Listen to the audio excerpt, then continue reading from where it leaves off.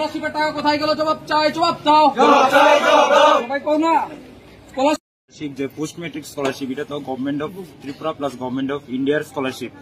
এটা আমরা every year আমরা পাই, স্টুডেন্টরা, এসটি স্টুডেন্টরা আর এসসিরাও পাই। এটা আমাদের এসসিরা পেয়ে গেছে, কিন্তু আমরা এসটিরা যারা আমাদের পাইনি। আমরা এভরি ইয়ার 2000 মানে জুলাই বা আগস্টে আমাদের অ্যামাউন্ট পেয়ে যেতাম, কিন্তু এই বছর ওরা দেয়নি। জাস্ট একটা ফার্স্ট ওরা বলছে যে ফার্স্ট স্লটে টাকা এসেছে যে এটা খালি যারা ফ্রেশার্স করেছে, মানে স্কলারশিপ যারা প্রথম আর কি কলেজে ঢুকলে যারা প্রথম স্টুডেন্ট ফার্স্ট সেমিস্টারের ওরা খালি পেয়েছে, আর যারা রিনিউয়াল করেছে কেউই পায়নি। আর আমরা ট্রাইবাল ওয়েলফেয়ার অফিসে গেছি, বারবার যাচ্ছি, ওরা বলছে যে হবে, সেকেন্ড স্লটে টাকা আসেনি, আসবে, এরকম করে আমাদেরকে ডেটের পর ডেট দিয়ে যাচ্ছে। আমরা কি সব দিন আসতে পারি না তো? না, আমরা তো কলেজ আছে, সবাই ডেলি আসতে পারি না। তো ওরা বলছে যে লাস্ট টাইম এখানে এসেছিল 25 তারিখে, ত্রিপুরা ট্রাইবাল ওয়েলফেয়ার থেকে বলে দেওয়া হয়েছে যে একটা প্রেস নোটে যে ওদের কাজ শেষ, ভেরিফিকেশনের কাজ শেষ, এখন পিএফএমএস টাকা দেবে। তো এখন পিএফএমএস বলছে যে ওদের ওয়েবসাইট কি না কি বলছে। তো এটাই আর কি। তো তোমরা কি বিভিন্ন ডিগ্রি কলেজের না? অনেক কলেজ আছে, সব কলেজ আছে, ডিগ্রি টেকনিক্যাল, এনআইটি, ইকফাই, সব বিএড সব আছে। কতজন হবে সারা রাজ্যে? আমরা রাজ্যে তো অনেক স্টুডেন্ট পেয়েছে, হাজার আছে, অনেকজন আসতে পারেনি আজকে, কিন্তু অনেকজন আছে স্টুডেন্ট। খালি ফ্রেশার যারা তাদেরকে দেওয়া হয়েছে, রিনিউয়াল কেউ টাকা পায়নি। তোমার নাম? আমার নাম আদর্শ দেব। আচ্ছা, তোমার দিতে হবে, বন্দে মাতরম, বন্দে মাতরম।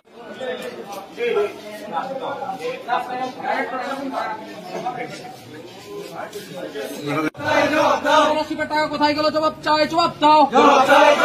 সবাই কও না আমি প্রথম থেকে স্কলারশিপ, এসটি স্কলারশিপের বিষয় নিয়ে প্রথম থেকে আপনারা জানেন, পূজার আগে থেকে আমরা আন্দোলন করেছি এবং বিভিন্নভাবে ডাইরেক্টর বলুন বা পিএমএস অফিস বলুন, আমরা কথা বলেছি, আমাদের প্রতিনিধি দলরা এসেছে। ওরা আসলে এখানে গুরুত্ব দেয় না। আজকে বাধ্য হয়ে এখানে এসেছি, এখানে ঘেরাও করতে। এখন দেখুন না, অফিসে এই যে অফিসটা চলছে, অফিসের লোক নেই, তাহলে সরকারি টাকাই ওরা খাচ্ছে এবং অফিসের মধ্যে লোক নেই। কি চলছে অরাজকতা একটা? ছাত্ররা স্টাইফেন্ড, ছাত্রদের যে ন্যায্য টাকা যেটা পাওয়ার দাবি সেটাই পায় না।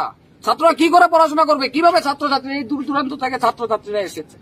ছাত্ররা বিভিন্ন জায়গায় যারা কলেজে পড়ে, পলিটেকনিকে, কেউ ইঞ্জিনিয়ারিং পড়ে, কেউ বাইরে আছে, ওদের তো যেটা ন্যায্য, আমাদের যারা যেটা ন্যায্য আমরা তো সেটা পাওয়া উচিত। আমরা কেন এখনো পাচ্ছি না? আমরা জবাব চাই। এই অফিসের মধ্যে লোক নেই, প্রশাসন এখানে এসেছে, কি করবে প্রশাসন দিয়ে? ছাত্ররা কি লাঠি মারবে?